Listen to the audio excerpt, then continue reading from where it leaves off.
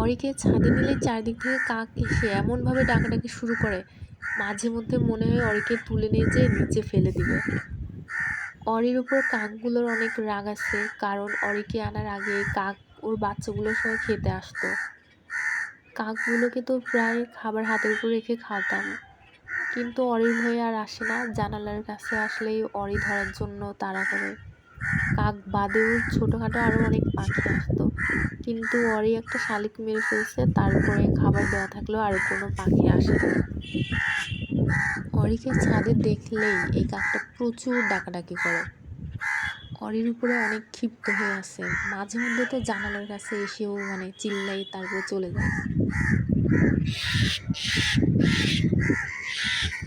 এই কাকের চিল্লানোতে ওর সঙ্গীটাও চলে আসছে।